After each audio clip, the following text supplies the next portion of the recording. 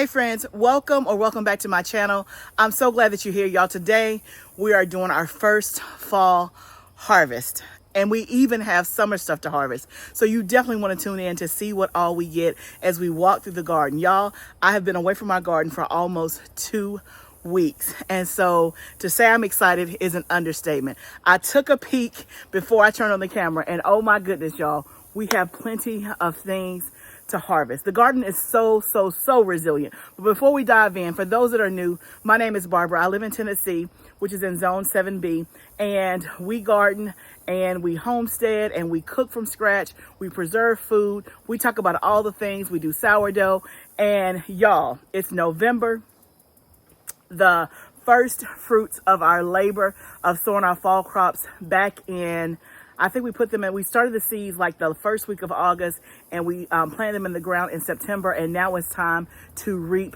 the first fruits of our hard work for the fall garden.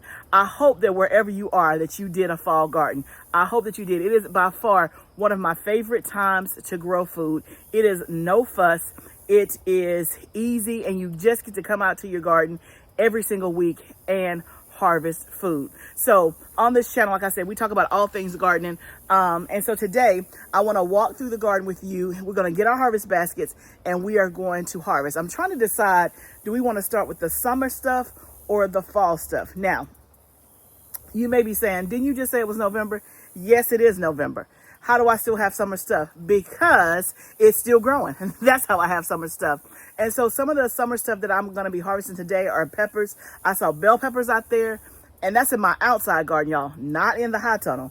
I saw bell peppers, I saw cayenne peppers, and I saw jalapeno peppers. They are still going. Even though our temperatures have started to dip here in Tennessee, the lows have been, like while I was gone, I was tracking the weather. The lows were all the way to 40 degrees at night. And in the daytime, it was between 50 to 60. So even though those temperatures are not ideal for pepper plants, remember these plants are well established because they've been in the ground since about the last week of April. So I have a high tunnel that you can see behind me where that's the majority. The majority of this is our fall crops. I would say 95%. We do still have some jalapeno peppers in here, but our outside garden, we're just letting those things go until they can't go anymore. That was all of our summer crops. So you'll be able to see that it's not just that I have peppers because I have a high tunnel. My peppers that have been outside are still producing. I talk a lot about on this channel how literally I am growing food. When I say 6 months at a time, I do succession planting. And so I'm literally able to harvest food from my garden every single week of the year because I have gotten a handle on succession planting. I know what works well in my garden, and I'm here to teach you how to do the exact same thing.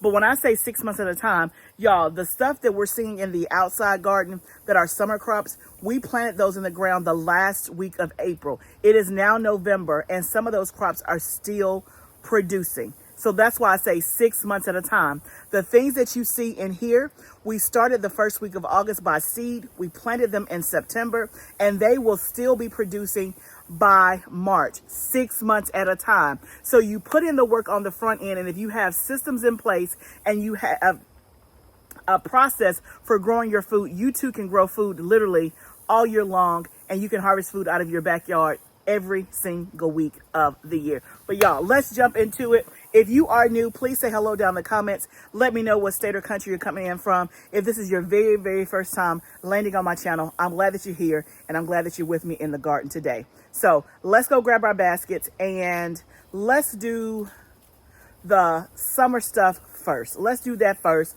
Since summer becomes before fall, let's go ahead and harvest our summer stuff. So like I mentioned before, we still have a few jalapeno pepper plants in the high tunnel. And so I'm going to go ahead and pick those. I also had some in the back of my house. So before I came down here, I picked those and I actually pulled those plants up.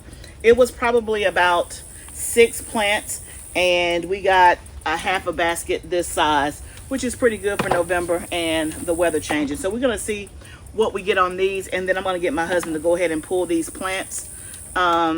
Just because I could use the space, because I have some new seedlings that are ready to be planted this week, and so I'm going to need this space. And again, we've grown a ton of jalapeno peppers this summer, and so we're okay that this is it. At least I'm okay with this being it.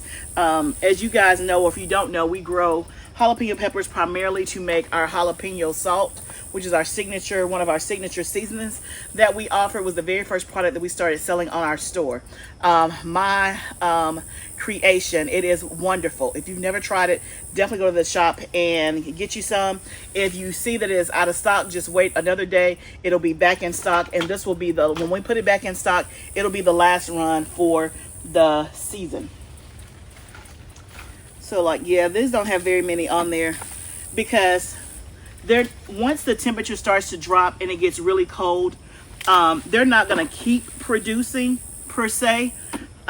Whatever is on here, you know, will be fine, just because it's not been sustained temperatures. You know, it's warm in the daytime, cool at night, but they're not going to keep producing at the rate that they do in the summertime. But I consider these free because literally, y'all, it's November. Who's growing jalapeno peppers in November? Not in my zone, at least. Now, if you're in zones 9 and 10, you can probably grow jalapeno peppers all year long. But for us in zone 7, this is usually the cutoff point in November. So back on the jalapeno salt, if you haven't tried it, let me tell you what you can use it for. We use it on everything. So it stays on our kitchen table where we eat dinner. We add it to French fries. We add it to grits, chili, collard greens, grits, eggs, meat, anything, potatoes, anything it is good on. So if you like the spice level of jalapenos, then you'll love the jalapeno salt. It is not salty, but it does have kosher salt in it. So I would definitely say give it a try. We only sell it when the jalapenos are in season, straight from our garden. So like I said, give us, definitely it'll be back in stock. And we'll be adding more this week. We have tons of it to make. So because we just got back in town, give us until the end of the week and you'll see the numbers go up with it being in stock. So just keep checking back if when you go at the time of this video, you don't see it. And that'll be the last iteration we'll have of jalapeno salt. So I'm getting all the jalapenos off. And like I said, my husband's going to come behind me and take these jalapeno plants out. These ones right here have literally been in the ground since like the 3rd week of April. And now it's November. So they have been in here 6 months. They have done their time. They have performed well. And you can see that they're still green, but they're just not producing enough. Excuse me, not producing a ton, but you'll see that I'm going to have a basket full by the time this is all said and done with. You can also get a peek and see how some of the fall stuff is growing behind me. Those are collard greens and Brussels sprouts and all that. They're looking good. No complaints there. Okay, y'all. I got a whole basket of jalapeno peppers just from these few plants in my high tunnel. I have more outside. Y'all, this is amazing to me. In the first week of November, how I have this many jalapeno peppers. Unbelievable. So if you're wondering if we've had our first frost, we have not had our first frost yet. Our estimated first frost date was October the 19th. That date has come and gone. We're 2 weeks past that, and we have still not had our first frost. So like I said, that's always an estimate. So you can play on the wild side and plant you something, you know, late in August or September and see if you have time to harvest it, because sometimes you just might have time to harvest it. Like, for example, I still have some patty pan squash growing in here in the high tunnel. Let me show you. Y'all, look at that. Patty pan squash. 1, 2, 3, 4. Not big enough to harvest yet. Well, that one might be big enough to harvest, but that's amazing. I'm going to let it just keep going. Let it get a little bit bigger. So my husband is out here now, and he's taking out the pepper plants. We're going to say goodbye to the pepper plants. It's been a good run, and we're just putting these in the compost. Then he was also able to get a few more stragglers that were hanging on that I missed. I've had many of you ask me about overwintering peppers. So let me take this opportunity to kind of address that right now. Now, can you overwinter peppers? Yes, you can. I did try that one year, I would say maybe my second year gardening, and it didn't work very well for me. But again, it probably was user error, not necessarily the peppers. But I just, after that, never tried anymore or did it. And that's just a personal choice. And one of the reasons why I don't overwinter peppers is, one, just from a space standpoint, I don't want to have to put them in my garage, in my sunroom, and try to baby them and take care of them. And then two, I'm in zone 7. I have a very, very long growing season. And so I can start my pepper plants in the high tunnel in April, and I'm harvesting especially like these jalapeno peppers, I'm harvesting them by the first week of June. So I start the seed, early. And so for me, because I have a long growing season, as you can see, I'm still harvesting peppers in November.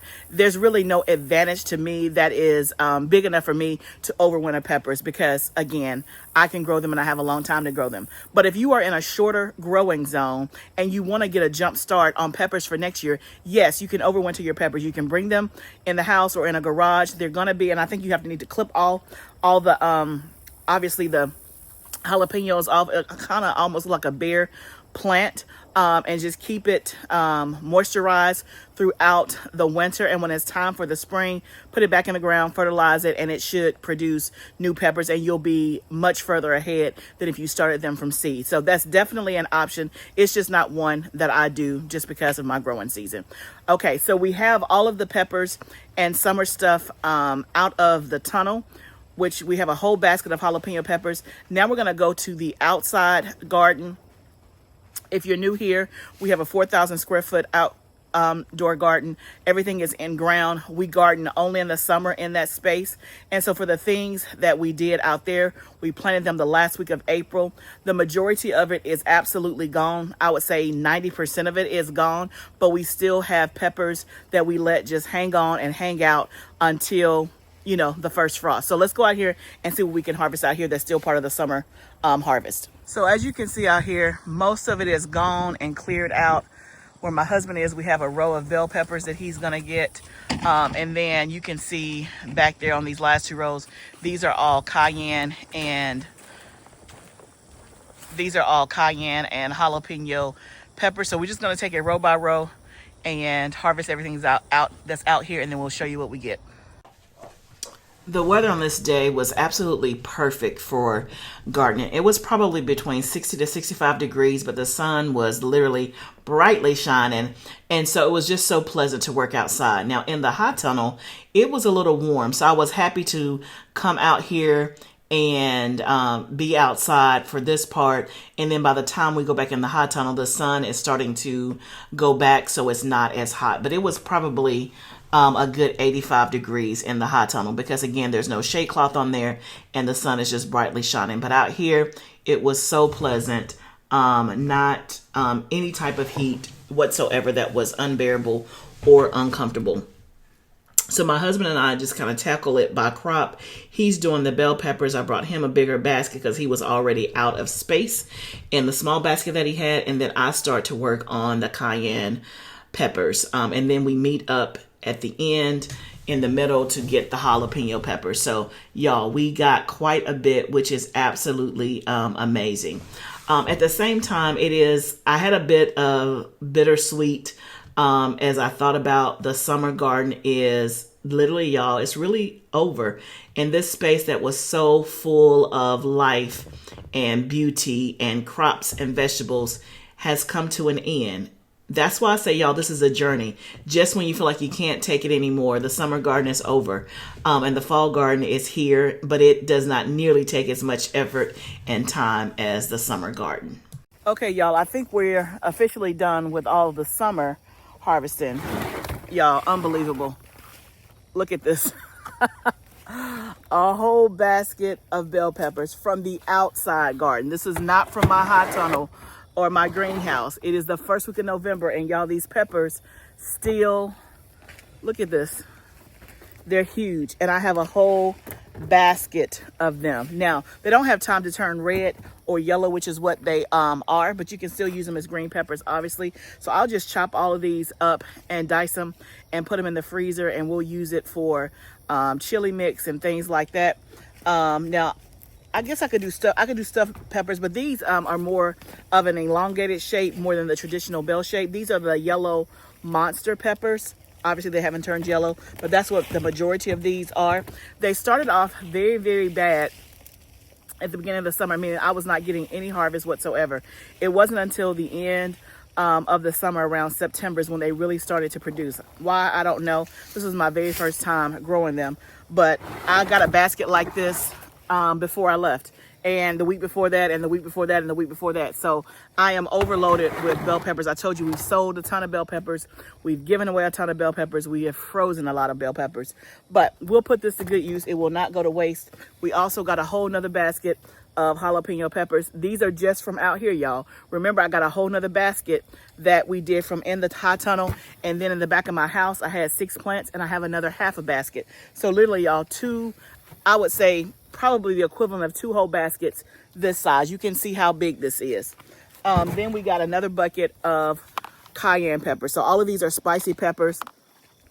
We have the cayenne red ember. We have a ton of the cayenne long fin, and then we also have some ají crystal up at the top. But this whole basket is literally full of peppers, all in the month of November, summer harvest, and it was outside. So you can't say that this was because of season extension or anything like that. It is literally just because we planted this stuff at the right time, at the right season, and peppers will go until they get really frozen out. Sun all of a sudden is very, very bright. So peppers will go. Again, when you're first planting peppers at the beginning of the summer, you want to wait until the temperature, the nighttime temperature, is at least 55 degrees. Now, obviously, it's been 55 degrees here over the last month for the low time temperatures, but because they're already established and they already have peppers on them, they're just going to continue to grow to a certain point. Now, it's not putting on new peppers, but it is growing the ones that were on there. But we've kind of pulled up all of the pepper plants. The first frost is estimated to be in the next week, so we got 7 more days of, according to the weather forecast, before the first frost. So could I have left them for another week just to see if they were going to put on anything else? I could, but I just didn't want to. And whatever they were going to put on was going to be small and tiny, and we have enough. It's time. At some point, you just have to say, okay, we're done. And that's kind of where we are today. The only thing that I left out here was one ají crystal pepper plant. Is loaded with peppers that look like this. I took a couple of them off to see if they would like fully ripen inside the house. So they had a little bit of tinge of orange. When they're fully ripened, they look like this. You can see the difference. Now, can I still use this? Yes, I can use it like for some seasonings and things like that, but I want to make a hot sauce, and so for the hot sauce I want to use the orange peppers, so there'll be a pretty orange color. But I can still use these as well, like I said, for like a hot homemade seasoning or something like that, or in dishes. So I left one plant that has a lot of these loaded up, so I'm going to give it the rest of this week to see if I can get it to ripen up. We'll see if the ones that I take in the house ripen up, and if not, then I will come out here and get those in a week before the real frost, and I'll take those in the house and we'll use those for that. The only other thing that's left out here in the garden space are the okra plants. They've been done. I also, you guys saw, well, maybe, I don't know if I showed this, but I took 2 or 3 of the okra pods and saved seed from that. 2 pods, I got over 100 seeds, literally. I have more pods out here that I could save seeds. I may come out here and do that, but the okra plants are still in the ground just because, y'all, they're like trees at this point. So it's going to take some heavy lifting to get those up. But let me show you just real quick the end of the summer garden. You can see that even the bell pepper row that we started with is gone. My husband is hauling that stuff off. You can see that all of those plants that we had right here that we just harvested, those are gone. What you see in the background back there, again, are the okra plants. They are like trees, really thick stalks, but pretty much we are hauling everything out. And like I said, I left this one plant right there, which is an ají crystal plant. The ají crystal pepper. So The only thing, so we only garden in this space in the summer. We do not do anything out here in the fall and winter. Now, with the exception of, I do have one bed this year that I planted some fall stuff in. I'm overwintering some flowers, some snapdragons, which I've done many times before, but I've always done them in my high tunnel. And then I'm also overwintering, and I started some anemones. And I think we did that together. So hopefully they'll come up in the spring. They'll be beautiful. And then I have some radishes and some beets out here. They are growing very, very nicely. I'll come out here and check on them, you know, when I remember, and we'll pull those. But that's really the only fall crops that we have out here. And they have been in the raised bed for, let me see, they've probably been in there for at least a good 6 weeks. And so they're kind of, you know, established and on their way. And again, they can withstand frost and all of that. So that's the only thing that's going to be out here that's winter. Again, I can grow enough food for our family and beyond in our high tunnel. And because of the weather, I can just go in the high tunnel and harvest my food weekly. If it's 40 degrees outside in the middle of the day, then it's going to be like 60 something degrees in there. And at night, the same temperature that's outside is the same temperature in the high tunnel. But in the daytime, because it does not have the shade cloth and because the sun will be shining, then it can even be 20 degrees and it's going to be like 40 or 50 degrees in there. So it's much more pleasant to harvest in there versus bundling up and trying to harvest some cabbage and collard greens outside. Again, when I just don't need it, it would just be overkill and extra, and it's just not needed. So we will not garden in this space again until the summer. And so pretty much we are done with this space, except I will come out here in another week before the first frost and check that plant and grab those peppers. And then let me show you how the bed is doing that we have in the elevated raised bed with the fall crops. So you can see this bed is looking very, very good. So on the back, we have snapdragons. We started those from seed. You can see that they have gotten, when we first put them in here, they were very, very tiny. They have grown up. Now, once it gets real cold, they will go dormant. But then in the spring, they will pop back and start really, really growing and put on their blossoms. So that'll be a pretty backdrop for this elevated raised bed. In the middle, we have some beets. You guys know that I have not been successful growing beets, but so far they're looking pretty good. Hopefully they will get up to some sort of size, but so far they're looking pretty good. These are badger flame beets. I've thinned and thinned. I still see this is probably too close together. So I may thin it a little bit more, but you can see the pretty colors right there. And then here we have our radish that we planted. This is daikon radish, and it's the Bravo variety from Johnny's. You can see it's growing nicely. These get really big, so they take a little bit longer than traditional radishes. Traditional radishes you can usually harvest in 30 to 40 days, but these daikon radishes can take anywhere from like 80 to 90 days. But you'll see, once we harvest it, y'all, they are so, so, so big. I don't even know. They may be, nope, they're not heading up yet. So they're going to be a while, but you can see that they're growing very, very nicely. And then what you can't see, we planted some anemones right here where it looks bare. We planted those in the ground right there, and hopefully those will come up this spring. So overall, looking really, really good. That's the only thing that we'll have left out here. And then I do have a thyme plant that's been here since the spring that's still going. Thyme is still good in the summer. This is lemon thyme. It smells amazing. I probably need to harvest some of this.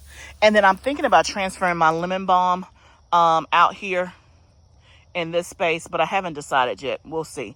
But everything else is pretty much done. Okay, guys, so we got all of our summer things harvested. Now let's harvest our first fall harvest. So I'm just gonna kind of go bed by bed. What I've seen, we definitely have lettuce to harvest. We have kale, we have bok choy. So do I want to go by crop or do I want to go by bed? Let's go by crop. So let's start with the bok choy and see how many we have to harvest. This one is ready to This has a little bit of damage on the outer leaf, but other than that, it looks pretty good. You see there's a couple of holes there, but it's still edible. So that is great. We'll just take off the excess dirt. I grew 2 different kinds of bok choy this year. I grew a green one and a purple one. The purple one's called Purple Lady. It's my first time ever growing that. And then the green one that I grow is, I think it's called Shanghai. And then there's another one called, I don't remember. If I remember, I'll put it up here at the top. But I've grown 3 or 4 different kinds of bok choy. I've never had any issues with any of them. Bok choy, again, I did not start eating bok choy until I had a garden. Bok choy is one of those crops that's very, very easy to grow and has a very short maturity. You can harvest bok choy in as little as literally 45 to 50 days. So it grows very fast, and we're able to do several successions of bok choy throughout the fall and winter season. So in my house right now, I have seedlings ready to go to replace this bok choy. So literally, y'all, I can harvest bok choy again in another 30 days or so. But let's go ahead and grab this one. Let's see how many more we have that are ready. Now, I don't know that I want to, I'll see how many I have. I don't know that I want to harvest everything that I have ready when it comes to bok choy, because obviously got to eat it. Now, bok choy, if you've never had it before, it's in the cabbage family. A lot of people use it for stir fries and Asian dishes. You can steam it. It's a great green vegetable to have. I even have a client that buys it from me, and she actually juices it. She's big into juicing vegetables, and she tells me it's amazing. Now, I did try it once, but I had it in there with a whole lot of stuff, not just straight bok choy. And I don't think she does straight bok choy, but yeah. So anyway, let's see how many more we have. So we're gonna start with this bed right across from where we just were to get the bok choy out of here. You can see that I have some purple bok choy as well as some green bok choy. The purple bok choy, I wanted to get a little bit bigger. It's not quite as big. And again, this is my first time growing the purple one. So again, it'll be interesting to see how it grows, because all of the purple ones that I saw today were not quite ready. They need to be a little bit bigger, or we'll see if that ends up being just their size. But you can see here, I have like 3 kind of fused together. And that's probably, 2 plants, or maybe, 2 seedlings that were together that I didn't separate. And so we get the bok choy that's out of this bed. And then also there's a bed right behind me. And I grabbed some bok choy from that as well.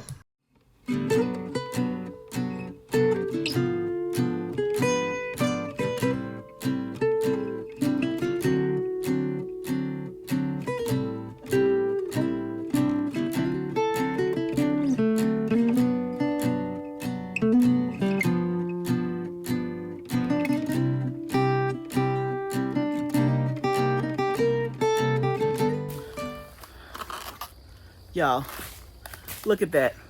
That is a perfect bok choy. It looks so good. Look how big those leaves are. Absolutely beautiful. If you've never grown bok choy, and especially if you like cabbage, definitely put it on your list to grow. They germinate very easily. They germinate in like 2 to 3 days. I've started all of these as seeds and transplanted them. And again, like I said, you're ready to harvest them in about 50 days. So depending on where you live, you probably still got time. And I'll have to look up and see what's the lowest temperature for bok choy. I'll put it up here, but I'm pretty sure bok choy is good to like 20 something degrees, if I'm not mistaken. But it's a great, great, great one to grow. Let me know if you grow bok choy, and let me know how you use it. And give us some other ideas on how to use it. I usually have just done it in stir fry or steamed and eat it as a side vegetable, but let me know what are the ways that you use it as well. And also, we got a whole basket full. Forgot to mention that. So we have 1, 2, 3, 4, 5. I'm gonna actually stop right here because we can't eat that many in a week or so, or more than that, I should say. I will eat these fresh, so we'll have this at some point for dinner this week, and then they'll last in the refrigerator, I would say a couple of weeks or so. And then of course, if I see that it's about to like go bad, then I can chop it up and freeze it. I just prefer to eat them fresh, so because it has when I steam it, it still has like a little bit of that crunchy texture, which is what I like. But you can certainly chop it up and freeze it and put it in other dishes. I've even mixed it with collard greens and with cabbage before, so it's pretty versatile in order to use. But I still have more bok choy out here for sure to harvest, but it'll be fine in the ground. It'll just keep getting bigger, or stay as is, and I can just harvest them as I need. So I will literally just have a continual supply of bok choy, because at some point this week we're going to plant more that's already ready to go in the ground. So that's our bok choy. Let's move on to our next crop. And I forgot about one that is really a summer crop that I forgot about, but let's go ahead and harvest that now, and that's my holy basil. This is my holy basil. It's also known as Tulsi, and so I kept it in here because I'm actually going to harvest this and use it for teas. It is a great medicinal herb that you can use, and great for many different things. This is my first time growing it, and I let the summer get by and didn't harvest it enough. So this is actually my second harvest. I got a really big harvest a couple of weeks ago. I wanted to see if it would continue to grow even with the lower temperatures. It has, but I can tell and I know that sustained lower temperatures, it's going to be the end of it. So I am going to harvest as much as I can. I will freeze dry it and use it for tea this fall and winter.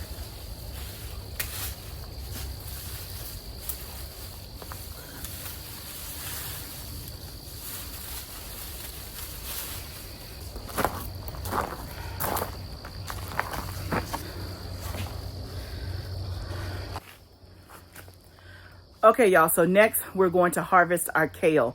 I see plenty of kale that is ready. So on the first succession of my kale that I put in the ground in September, I did two kinds. I did winter boar, which is a green curly kale that is from Johnny's. Then I also did red boar, which is kind of very similar to the winter boar, except it's red. So those are the two kinds. Now I have started more kale that I will be planting later this week as my second succession of kale, and that is dino kale, which is lacinato kale, dino kale, and then I'm also doing there was another kale that I started, I don't remember, but anyway, let's go ahead and harvest the kale that we have. Now kale again is another great fall crop. You can harvest it as baby kale in about 45 days, and then if you wanted to get it to more maturity or bigger leaves, then you can wait till like the 50 or 60 day mark. This kale we started the last week of July, first week of August.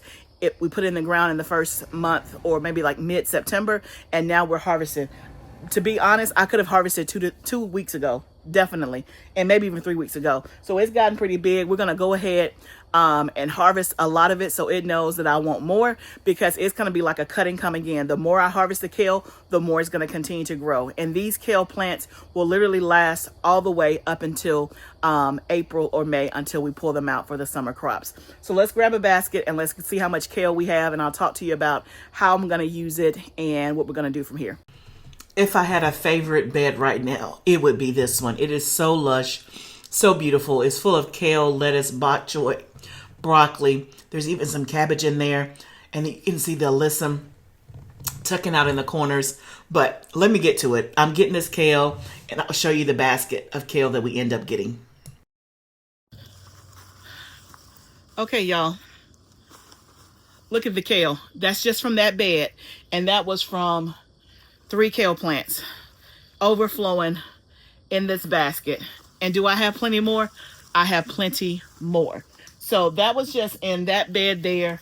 I have some more in a bed over there, and then I have some more that's in ground as well. But I'm gonna stop right here, and I'll get more by the end of the week. So let me talk to you about how we use kale. So we make kale salads. I cannot wait to have the first fall kale salad. Oh my goodness. So good. We also put it in smoothies as a green. We also can make have made greens powder with it, along with other green things. We have cooked it. I have added it to collard greens. I've added it to cabbage. I've added it to soup. So again, very, very versatile. Kale is like a superfood. It has a lot of vitamins and minerals that is good for you. And again, it's a very easy crop to grow. I love this curly kale. It's beautiful in terms of presentation when you are doing salads. It is also beautiful in presentation when I'm selling it to clients. The lacinato kale is like more of a dark green, elongated, big kale. But in terms of presentation, I like the way that this looks better. This is the red boar. As you can see, it kind of has like some of that red ribbing versus the winter boar is like this. I mix them all together. They both taste the same, but an excellent, excellent fall crop. So the last thing I think that we're going to harvest is lettuce, and I have plenty of that. Okay, y'all, whole basket of lettuce. And there is, I could do this probably 2 more times. I have that much, but I'm gonna stop right here because I'm gonna put out there that I have some for sale, but before I harvest all of it, because we can't go through it that fast. Now, one thing about this lettuce, it's gonna last in the refrigerator 2 to 3 weeks, literally. The lettuce you buy from the store ain't gonna last that long, but this is premium lettuce. It's organically grown. It's going to last because of the varieties that I grow. I grow mostly a Salanova mix from Johnny's, but I have some other stuff in here as well. I don't remember all the names. I know I have a Sweet Green Crisp. I have Merlot, which is not Salanova. That's from Baker's Creek. And I don't remember all the names, but it was on the video when I first started the seed. But we have a whole basket of lettuce. We will put this in our refrigerator. We'll go through, we'll eat this as salads, on sandwiches, all the things. And then if I have some clients that want to go ahead and buy lettuce this week, we can obviously come out here and harvest more. But it's nothing like fresh green lettuce in the fall and winter. It tastes so much different than what you have in the store. Again, I keep saying this, lettuce is another easy fall crop to grow. You can usually harvest lettuce, baby lettuce, in 45 days, and then it'll get bigger in 50 to 55 days. And again, depending on where you live, it's good until like 20 degrees sustained. Once it gets below 20 degrees, you're gonna struggle with keeping the lettuce. But if you started in September like I did, I'll at least have lettuce, I think, for the rest of the year. And then maybe in January, we may be able to, we'll see if we have it past then, depending on how cold it gets. But got a whole basket of lettuce. So y'all, we have racked up today. In terms of other fall stuff, obviously I have more stuff out here. I have spinach that if I want to just get like a few things of spinach, I could do that, but I don't need it, so I'm just gonna let it keep growing. We have cilantro. Again, if I needed a few sprigs of cilantro, I could harvest that, but I don't need it, so we're gonna let it keep growing and get full. We have cabbage out here. We have cauliflower. We have broccoli. We have collard greens. Again, the collard greens, I could harvest some if I needed them, but I'm gonna let those go, and I'll probably make the first harvest of those right before Thanksgiving, I think is the plan. But a lot of the stuff is not ready yet, the things that take a little bit longer, like your broccoli, your collard greens, and your cabbage. But this is a good start for our first fall harvest. We have lettuce, we have kale, we have bok choy. So we are good to go for now. Y'all, it felt so good and so refreshing to be back in my garden again after having not been in it for the last 2 weeks. And it's good to know that when I came back, everything was just as it should be. The garden is so resilient. The garden will take care of you if you take care of it. And then we have a whole bunch of summer crops that we harvested again the first week of November. So y'all, I cannot encourage you enough to continue to grow food. It will yield you benefits. Thank you so much for going on the journey with me today as we walked around the garden and harvested some stuff. Keep tuned this week as we plant out more fall stuff that's ready to be planted. And if you have not subscribed to my channel, I would love for you to subscribe and be a part of this community. Remember, gardening is a journey. Let's do it together. I'll see you next time, friend.